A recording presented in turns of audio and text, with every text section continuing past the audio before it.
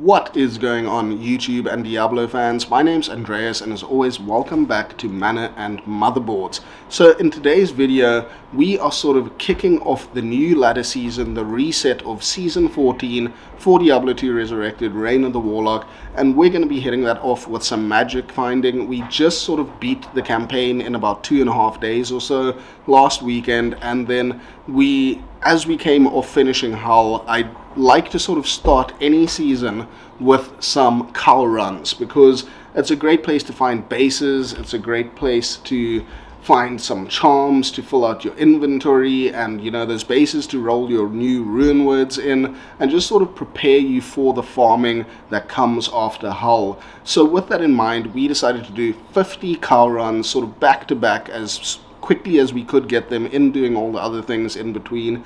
And with those 50 cow runs, we'd just like to run through kind of our progression, some of the stuff we were rolling on the character, and overall just the items that we managed to snag along that little journey. So this is a bit of a magic find video, a little bit of an overview video on our first sort of week of Diablo 2 Resurrected Season 14. And yeah, we're just gonna dive right into what we managed to find along those runs. So let's check it out.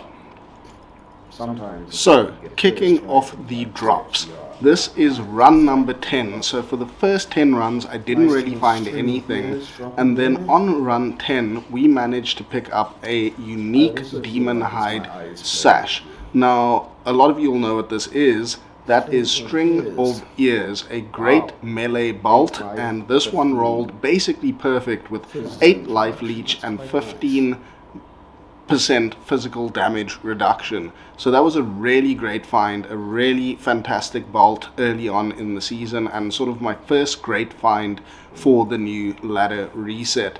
Next up, I quickly rolled a Spirit Monarch, and I was very lucky to get 35% faster cast rate right off the bat on the first try. So that was a nice little upgrade for us and very welcome to the general power level of my Warlock at this point in time. Next up, a kind of noteworthy drop, but not really, but you be the judge. We picked up a 5-socketed man catcher, which can be useful for your mercenary. And sticking on the theme of the mercenary, we also rolled a bulwark helm in a 3-socketed armor form, as well as a treachery rune word, in order just to bulk up his tankiness and make him a little bit more useful to me. So yeah, we got him a treachery and we got him a bulwark, and then we had an insight for him, so that helped out a lot.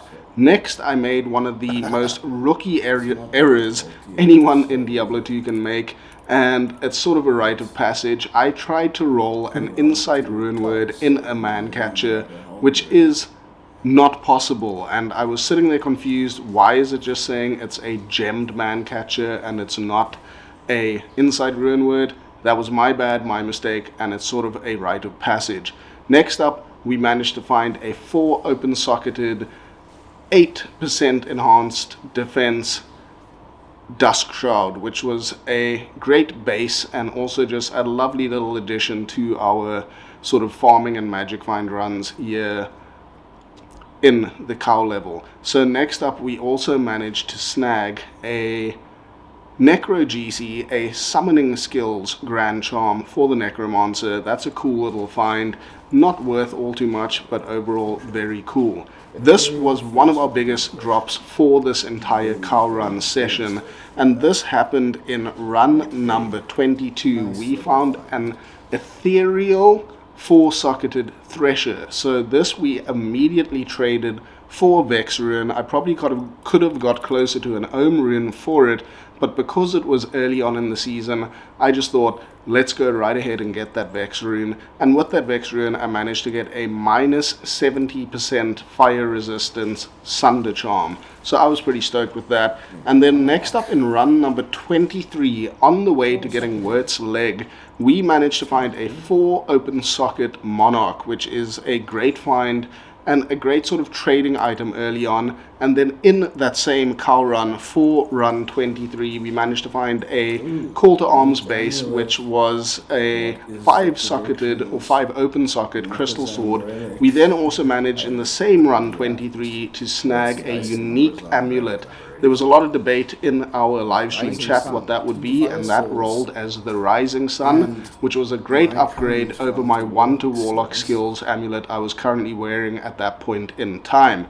Next up, we found a very cool little small charm that I'm still using to this day. That is a 4 all-res small charm on run number 24. Then coming up on run number 25, we managed to pick up a set of unique ceremonial javelins, and if you play on Amazon, you'll definitely know what these are. It is often considered the best in class javelins for the Amazon, although some rare and magic ones can just be a little bit better than this. But overall, Titan's Revenge is a fantastic Amazon javelin set. Then in our Trist runs on run number 26, we also just find a double Wallstone shard drop. They really are just raining down the season with the changes that have been made to this new patch. The Wallstone shards are dropping considerably more, and you kind of get them all the time now. So we dropped 2 on that run number 26. Then on run number 27, we found a very nice base armor for a mercenary, and that is an ethereal 4 open socket Wyram hide, or worm hide, however you want to pronounce that. A great base for mercenary fortitude, chains of honor, other armors like that. We also picked up a key of hate on one of our Arcane Sanctuary terrorized runs, and then after that we were just finishing up some of our skill quests, and I also managed to find a superior Colossus Vulge, which is a great insight base for your mercenary. Then on run number 31, we managed to snag a Grand Matron bow, which is a great base for a bow Amazon, and this one managed to roll with 3 to bow and crossbow skills, which is what you want. You're just going to have to make sure that you hit that right number of open sockets when you try and socket that bow. Next up, in run number 33, on the way to the cow level in Tristram, we managed to find a 4 open socket wire fleece. And then on run number 34, just after that, we got a set of heavy braces, which are Trangul's Claws, a great faster cast rate set of gloves for any caster class.